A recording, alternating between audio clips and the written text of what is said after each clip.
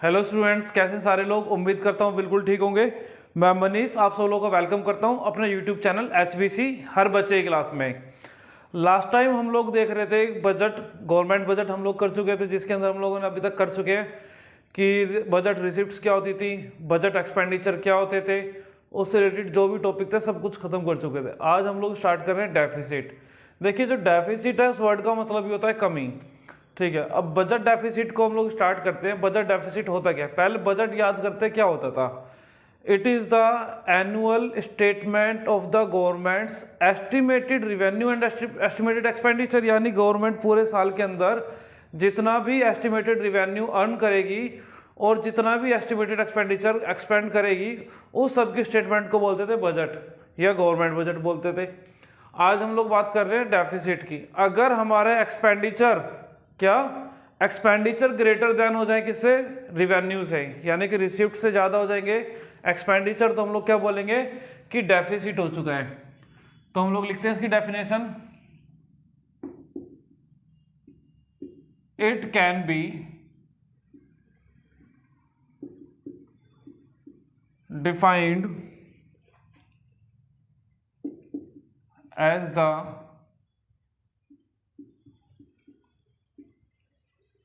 excess of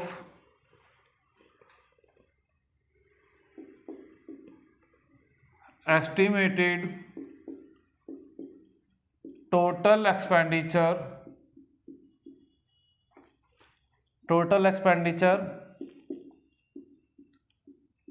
over total estimated receipts।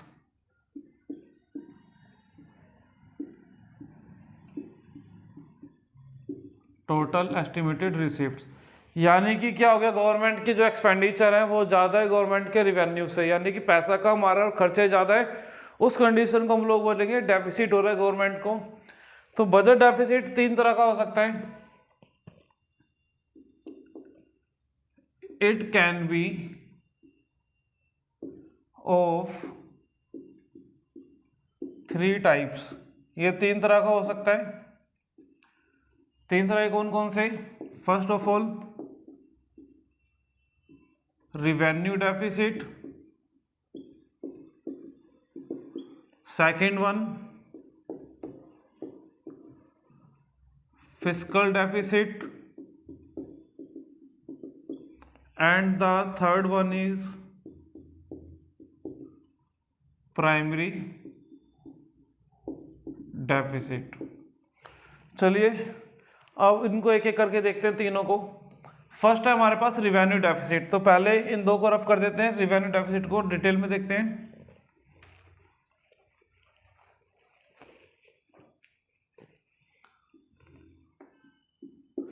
Revenue deficit क्या होता है, it can B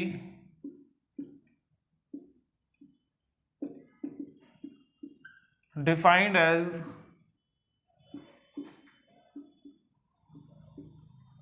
excess of revenue expenditure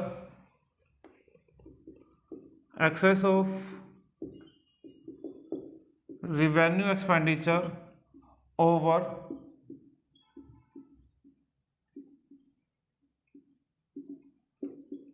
revenue receipts। अगर हमारे revenue expenditure ज़्यादा हो जाएंगे रिवेन्यू रिसिप्ट से, तो उसको क्या बोलेंगे हम लोग, रिवेन्यू डेफिसिट। तो रिवेन्यू डेफिसिट निकालने के लिए जो फार्मूला बन सकता है वो क्या हो जाएगा हमारा, revenue deficit equals to what, revenue expenditure minus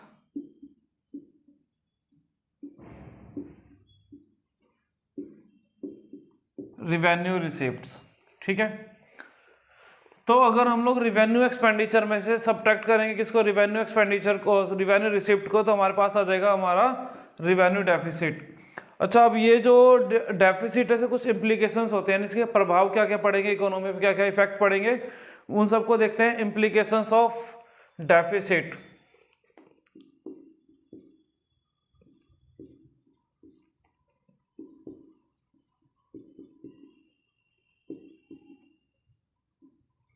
implications of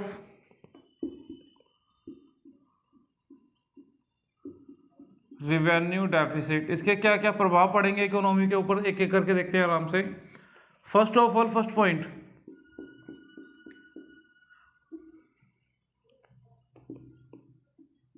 it shows the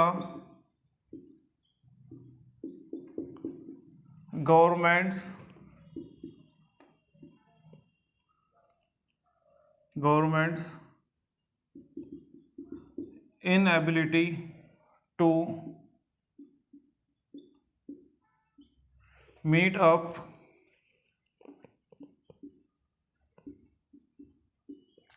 regular and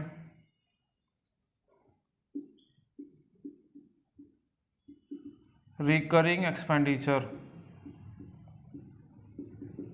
regular and recurring expenditure. देखिए क्या कह रहा है, अब आपको मालूम है जो रिवेन्यू रिसिप्ट थी और रिवेन्यू एक्सपेंडिचर थे, both are recurring in nature. हम लोगों ने देखा था जब इसका चार्ट बना रहे थे, हम लोगों ने देखा था दोनों ही कैसे होते हैं, रिकरिंग इन नेचर, यानी कि जो रिवेन्यू एक्सपेंडिचर होते हैं उनको भी गवर्नमेंट बार बार करती है, ऐसे जो रिवेन्यू रिसिप्ट होती है गवर्नमेंट को बार बार पीरियडिकली मिलती है। अब इससे यह लगता है अंदाजा, या इससे आप ये कह सकते हो कि जो गवर्नमेंट है वो असक्षम है, इनएबल है या इनएबिलिटी है गवर्नमेंट की, कि वो अपने रूटीन वाले जितने भी खर्चे हैं उनको भी फुलफिल नहीं कर पा रही है। यानी कि जो गवर्नमेंट के रूटीन वाइज खर्चे हैं, रूटीन वाइज एक्सपेंसेस हैं, उनको भी नहीं कर पा रही, फुलफिल नहीं कर पा रही है। देन सेकंड क्या हो सकता है, it shows dissavings, it shows dissavings. अब डिस सेविंग्स होता क्या है, मतलब जरा ध्यान दीजिएगा। सपोज करो गवर्नमेंट ने एक बजट बनाया और उस बजट के अंदर गवर्नमेंट ने डिसाइड करा कि हम लोग एजुकेशन में 5% खर्च करेंगे टोटल जीडीपी का। 4 से टोटल जीडीपी 1000 करोड़, 1000 करोड़ का 5% जितना भी आएगा उसको गवर्नमेंट चाहते हैं कि एक्सपेंडिचर करेगी इसके ऊपर, एजुकेशन के ऊपर। But due to some government के जो डेफिसिट्स हैं उनके कारण क्या हो रहा है, गवर्नमेंट अपने जो बजट डिटरमाइन किया था एजुकेशन के लिए वो प्रॉपर फॉलो नहीं कर पा रही है। ठीक है, या डिफेंस के लिए कुछ बजट डिसाइड करा था, या पब्लिक हेल्थ के लिए कुछ बजट डिसाइड करा था कि इतना हम लोग खर्च करेंगे, लेकिन गवर्नमेंट अभी इनएबल है उन सबको करने के लिए।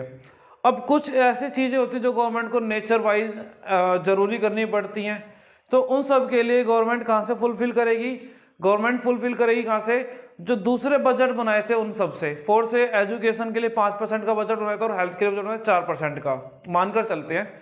ठीक है, अभी हेल्थ के एक्सपेंडिचर के लिए गवर्नमेंट पैसा नहीं बचा, तो गवर्नमेंट क्या कर सकती है, एक ऑप्शन है कि वो एजुकेशन के जो बजट था उसके अंदर कटौती कर दे, उसके अंदर कट लगा दे। तो इस तरीके से गवर्नमेंट डिस सेविंग करेगी। क्या करेगी गवर्नमेंट, डिस सेविंग करेगी। आप एक काम करो, थोड़ा इसका स्क्रीनशॉट लो, मैं थोड़ा साइड देता हूँ, आई होप आपको इतना क्लियर हुआ होगा।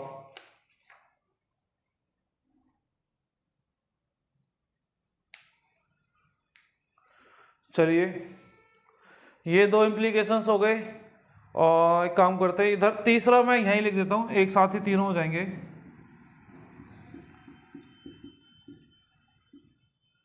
It shows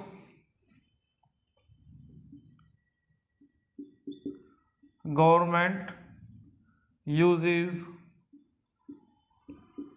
capital receipts. देखिए, रिवेन्यू रिसिप्ट्स तो गवर्नमेंट की कम हो रही हैं।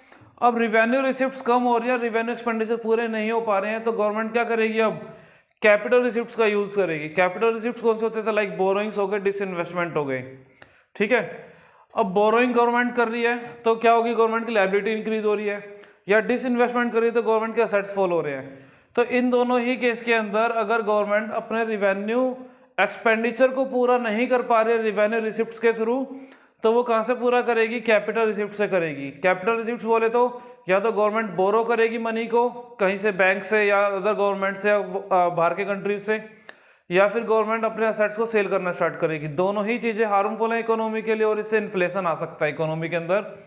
ठीक है, और ये फ्यूचर की जो पॉपुलेशन होगी या जो फ्यूचर की ग्रोथ आने वाली जो जनसंख्या है, पॉपुलेशन है, उनके लिए क्या है, हर्डल है, हैम्पर है उनकी ग्रोथ के लिए। आई होप आपको इसके इम्प्लीकेशंस क्लियर हुए होंगे। चलिए मैं रफ करता हूं। अब ध्यान बात करते हैं हम लोग फिस्कल डेफिसिट की।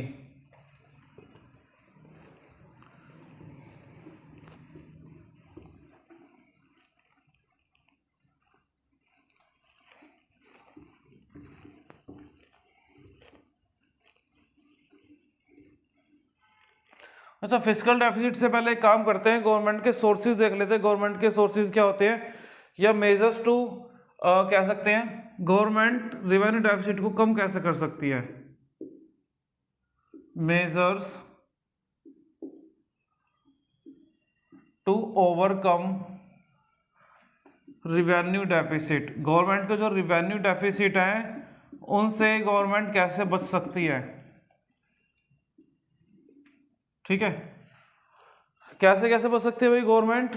एक तो क्या कर सकती है, अपने एक्सपेंडिचर में कम कर दे, रिड्यूस एक्सपेंडिचर्स। एक्सपेंडिचर्स कम कौन से, लाइक गवर्नमेंट सपोज करो बहुत सारे लोगों को फ्री में राशन डिस्ट्रीब्यूट करती है, तो गवर्नमेंट एक्चुअल पता करे किन लोगों को रिक्वायरमेंट है। कुछ लोग जो एबल हैं राशन परचेज करने के, फिर भी गवर्नमेंट से फ्री में राशन ले रहे हैं, तो गवर्नमेंट ऐसी चीज़ों पे कमी करे या फिर ऐसे खर्चे कुछ ढूंढे जिनके ऊपर कमी करी जा सके और इकोनॉमी ग्रो भी कर सके। ठीक है, इंक्रीज रिवेन्यू, क्या करे गवर्नमेंट, इंक्रीज करे रिवेन्यू को। रिवेन्यू को इंक्रीज करने का मतलब क्या हो गया, जो टैक्स सिस्टम है हमारा, गवर्नमेंट का जो टैक्स सिस्टम है उसको क्या करेगा, वापस एक बार चेक करे और कुछ चीज़ें जो लोग टैक्स नहीं दे पा रहे हैं या नहीं दे रहे हैं, दे पाने की तो बात अलग हो गई, जो लोग टैक्स नहीं दे रहे हैं, टैक्स की चोरी कर रहे हैं, ऐसे लोगों को गवर्नमेंट थोड़ा सा कंट्रोल में लेकर आए ताकि वो लोग प्रॉपरली टाइम पर टैक्स पे करे। अगर टैक्स पे होगा तो गवर्नमेंट का रेवेन्यू इंक्रीज हो जाएगा। तो गवर्नमेंट दो तरीके से काम कर सकती है, या तो एक्सपेंडिचर में कमी कर दे या फिर रिवेन्यू को बढ़ा दे। रिवेन्यू बढ़ाने के लिए टैक्स सिस्टम को चेक करें जाए एक बार दोबारा से। चलिए अब हम लोग चलते हैं सेकंड डेफिसिट, फिस्कल डेफिसिट पर।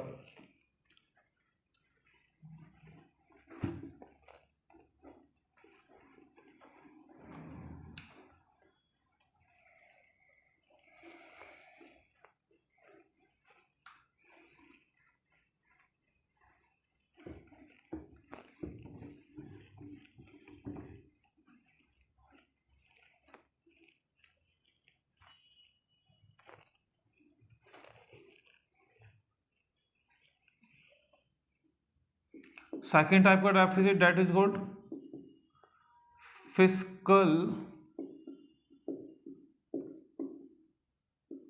Deficit.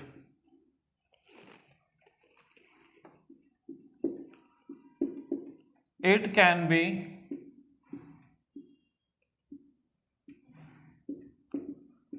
defined as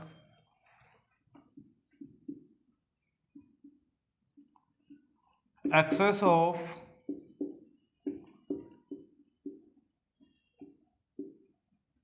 total expenditure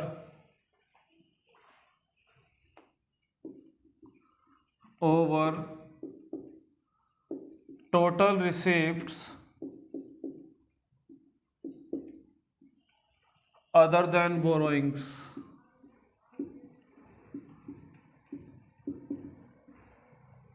अब आपको मालूम है बोरोइंग क्या एक तरह का रिवेन्यू रिसिप्ट रिवेन्यू है, कैपिटल रिसिप्ट के अंदर आता था हमारा रिवेन्यू बोरोइंग्स।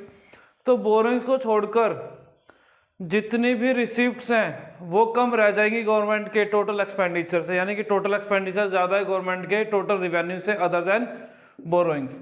इसका फार्मूला लिख लेते हैं। फिस्कल डेफिसिट का फार्मूला होता क्या है,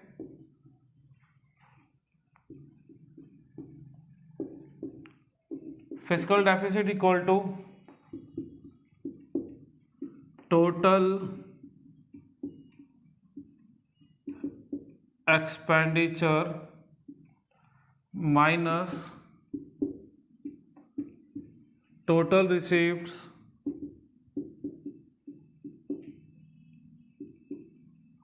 अदर देन बोरोइंग्स। अब इनको और क्या क्या कर सकते हैं, उसके अंदर चेंजेस देख सकते हैं अब हम लोग। फिस्कल डेफिसिट, अच्छा, इसकी जो डेरिवेशन है ये अलग अलग चेंजेस क्यों कर रहे हैं? क्योंकि आपका न्यूमेरिकल आएगा तो न्यूमेरिकल के अंदर हम लोग को चेंज करके निकालना पड़ेगा। तो टोटल एक्सपेंडिचर क्या होता था हमारे पास? Revenue expenditure plus capital expenditure, इन दोनों का सम क्या बनेगा? Total expenditure. माइनस करेंगे इसमें से क्या? टोटल रिसिप्ट्स, यानी कि revenue receipts plus capital receipts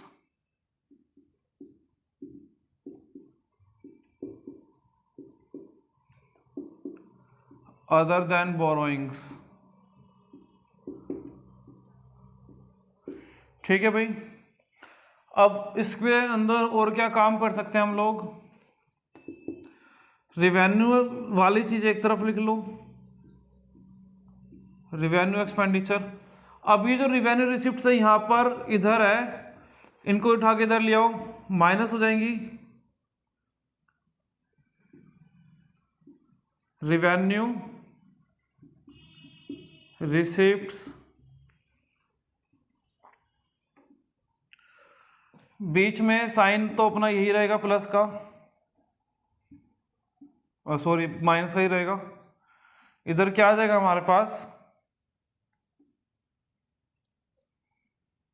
क्या एक काम करो, इसको यहाँ पे प्लस कर लो, साइन चेंज होएगा हमारा। तो ये क्या हो जाएगा हमारा? Capital expenditure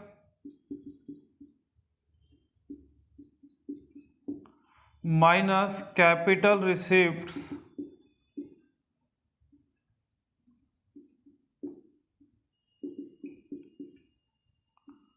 other than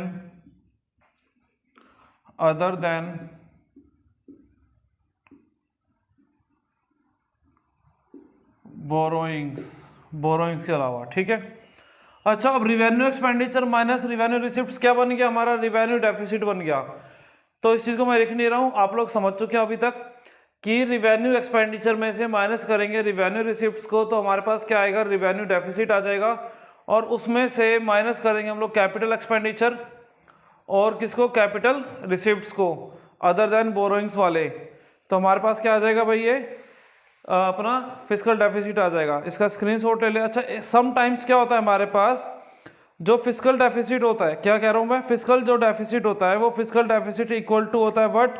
borrowings के बराबर होता है। किसके बराबर होता है? बोरोइंग्स के बराबर होता है। तो हम लोग लिख सकते हैं सम टाइम्स, ये ऑलवेज नहीं होगा लेकिन आपके फार्मूले में काम आएगा ये।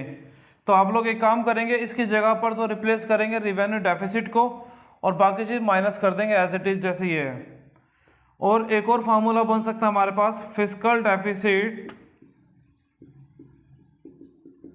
अगर क्वेश्चन में कुछ भी गिवन रिवेन्यू फिस्कल डेफिसिट कुछ भी चीज नहीं है तो सीधा सीधा बोरोइंग्स को मान लिया जाएगा फिस्कल डेफिसिट।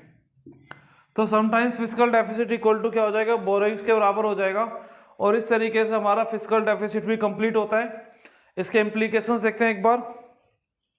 चलिए इसका स्क्रीनशॉट ले लीजिए।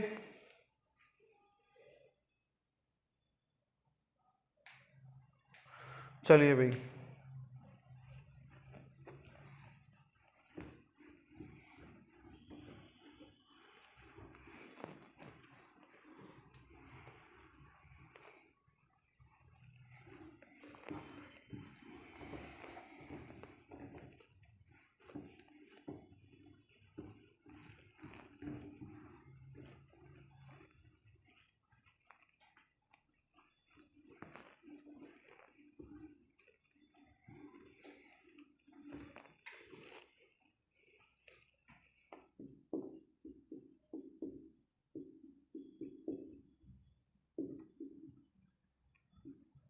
implications of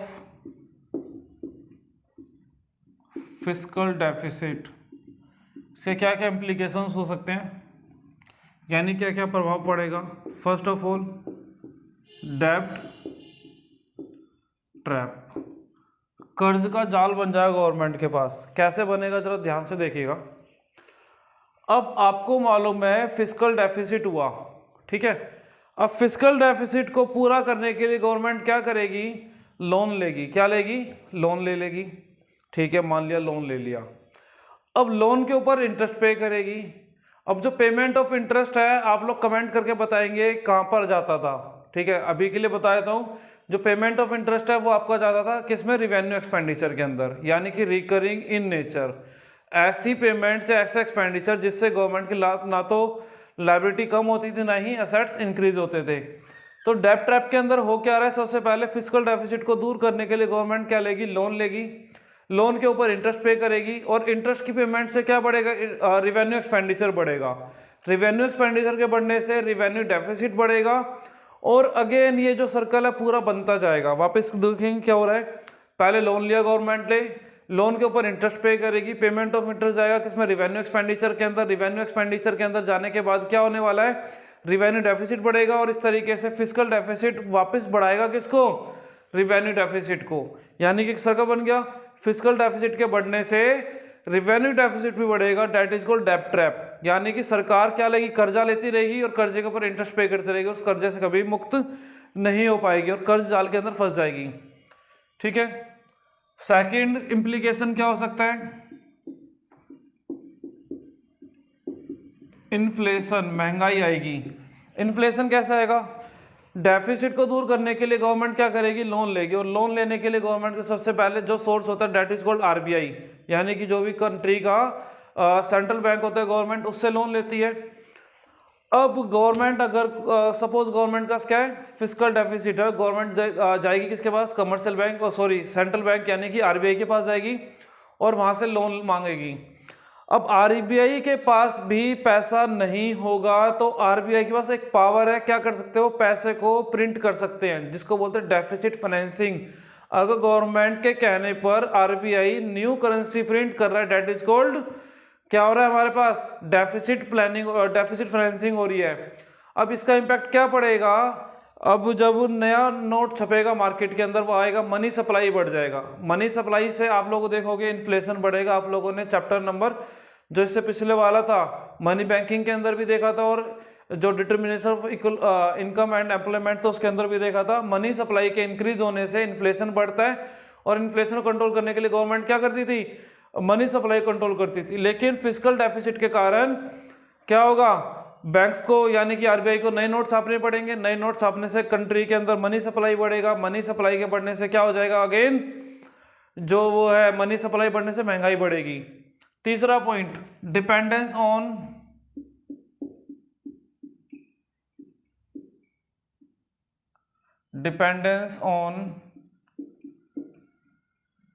foreign countries. देखिए एक एग्जांपल सुनिएगा, आप सभी लोगों ने इंडियन इकोनॉमिक्स में पढ़ा होगा 1991 के क्राइसिस के बारे में। उसमें हुआ क्या था, गवर्नमेंट के पास काफ़ी सारे डेफिसिट हो गए थे। गवर्नमेंट के पास 14 to 15 डेज का हार्डली पैसा था कि हम लोग बाहर से एक्सपोर्ट या इंपोर्ट कर सकें।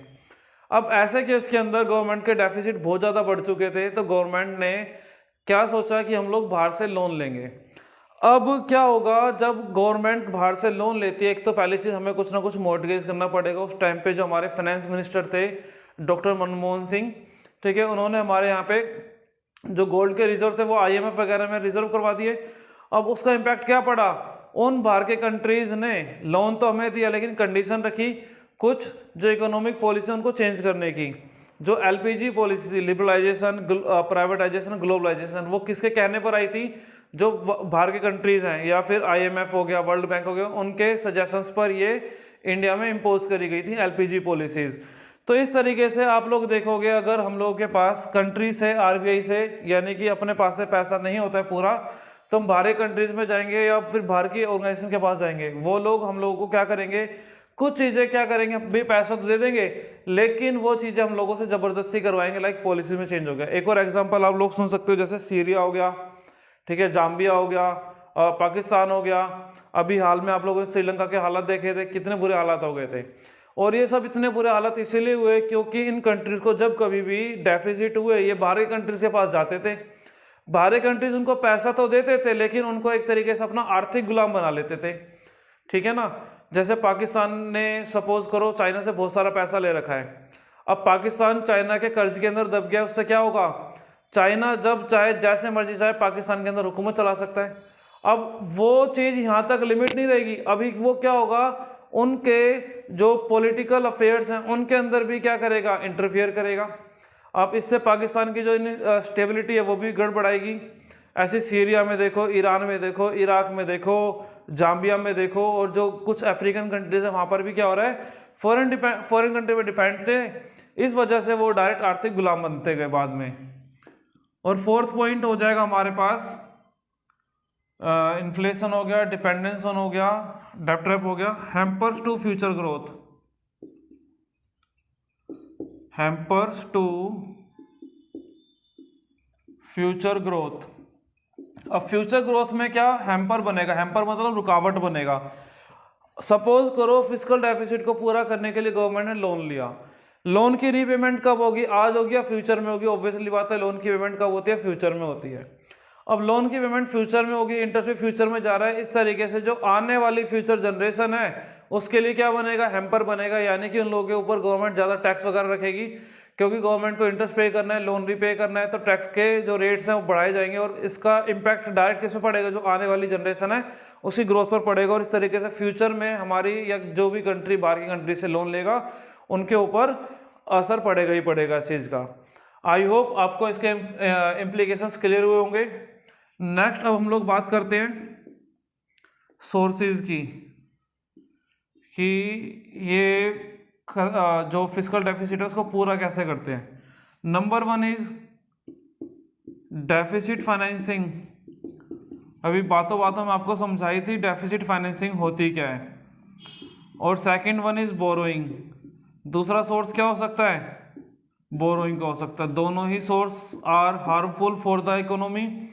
डेफिसिट फाइनेंसिंग के अंदर भी समझाया था क्या होता है कि आरबीआई के पास, यानी कि जो इंडियन गवर्नमेंट या सेंट्रल गवर्नमेंट है इंडिया की, वो जाएगी आरबीआई के पास, रिक्वेस्ट करेगी किस चीज़ के लिए, नई करेंसी इशू करने के लिए, यानी printing of new currency. Printing of new currency से क्या होगा, जिसको जो क्या बोलते हैं उसको हम लोग डेफिसिट फाइनेंसिंग बोलते हैं। जब आरबीआई या कोई भी सेंट्रल बैंक सेंट्रल गवर्नमेंट के कहने पर नई करेंसीज प्रिंट करेगा, इशू करेगा, that is called deficit financing. और डेफिसिट फाइनेंसिंग से मनी सप्लाई इंक्रीज होगा, मनी सप्लाई इंक्रीज होने से क्या, इन्फ्लेशन आएगा, अभी हम लोगों ने देखा था सेकंड पॉइंट के अंदर। एंड द सेकंड जो सोर्स है क्या हो सकता है, बोरोइंग, गवर्नमेंट पैसा ले ले, पैसा लेने से क्या होगा, डेब्ट ट्रैप में फंसेंगे। पैसा लिया तो हम लोग क्या करेंगे, इंटरेस्ट पे करेंगे, इंटरेस्ट पेमेंट जाएगा किसके अंदर, रिवेन्यू एक्सपेंडिचर, रिवेन्यू एक्सपेंडिचर से बढ़ेगा रिवेन्यू डेफिसिट, और फिस्कल डेफिसिट के बढ़ने से क्या होगा, रेवेन्यू डेफिसिट भी इंक्रीज होने लगेगा। आई होप आपको इतना क्लियर हुआ होगा। मैं थोड़ा साइड होता हूँ, उसका स्क्रीनशॉट लीजिए, फिर देखते हैं हम लोग लास्ट डेफिसिट किस टाइप का होता है, कौन सा होता है, प्राइमरी डेफिसिट। चलिए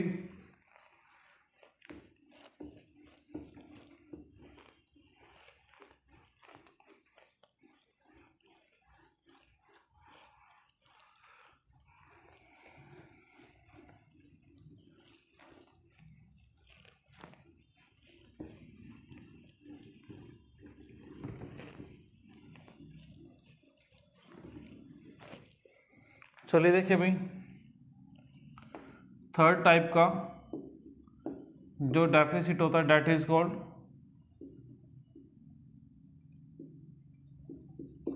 प्राइमरी डेफिसिट। ये क्या होता है, इट इज द, या it can be defined as, ऐसे लिखो, it can B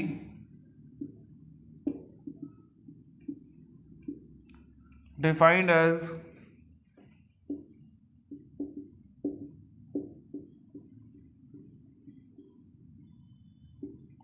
difference between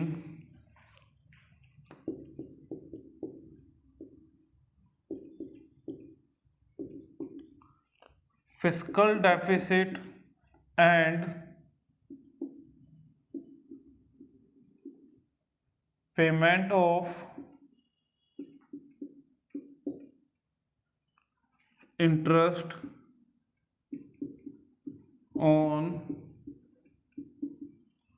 previous borrowings. तो गवर्नमेंट का जो फिस्कल डेफिसिट होगा उसमें से माइनस करेंगे। गवर्नमेंट अगर कोई इंटरेस्ट पेमेंट कर रही है पिछले पुराने लोन वगैरह की, तो उसके डिफरेंस को बोलेंगे हम लोग प्राइमरी डेफिसिट। तो क्या बोला है सिंपली, फिस्कल डेफिसिट और जो इंटरेस्ट की पेमेंट हो रही है प्रीवियस बोरोइंग्स पर, उसके डिफरेंस को हम लोग डिफाइन करेंगे किसके तौर पे, प्राइमरी डेफिसिट के तौर पे। आई होप आपको इतना क्लियर होगा। लास्ट फार्मूला इसका लिख लेते हैं। हालांकि इसकी इम्प्लीकेशंस और सोर्सेज आपके एग्जाम्स में नहीं आती हैं, तो मैं उसको लेकर नहीं चल रहा हूँ वीडियोस में। तो primary deficit will be equal to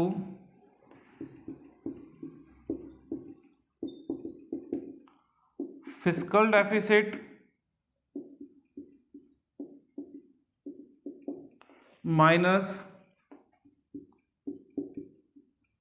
interest या इंटरेस्ट पेमेंट, कुछ भी कह लो, ये आप लोगों का क्या हो जाएगा, प्राइमरी डेफिसिट कहलाएगा। आई होप आपको इतना सब क्लियर हुआ होगा। ठीक है, ये हो गया हमारा प्राइमरी डेफिसिट। इससे पहले दोनों तरह के जो डेफिसिट हम लोग कवर अप कर चुके हैं। और अब इस वीडियो के लिए इतना ही, नेक्स्ट वीडियो में मिलते हैं। अब और नेक्स्ट वीडियो हम लोग करेंगे इससे कुछ न्यूमेरिकल्स कर लेते हैं, ठीक है, ताकि आप लोगों के जो कॉन्सेप्ट है वो अच्छे से क्लियर हो जाए। 2 से 3 न्यूमेरिकल करते हैं। आप लोगों का जो पेपर में आएगा गवर्नमेंट डेफिसिट या गवर्नमेंट बजट से रिलेटेड कोई भी टॉपिक, आप लोग उसको अच्छे से कवर अप कर पाएँ। अब हमारा बचता है क्या इस वीडियो इस चैप्टर के अंदर या यूनिट के अंदर, सिर्फ न्यूमेरिकल 2-4 जो मैंने कराने हैं नेक्स्ट वीडियो में वो जाएंगे। एंड देन नेक्स्ट वीडियो के अंदर हम लोग इसके ऑब्जेक्टिव पढ़ लेंगे। ठीक है, चलिए बाय बाय, मिलते हैं नेक्स्ट वीडियो में। Take care.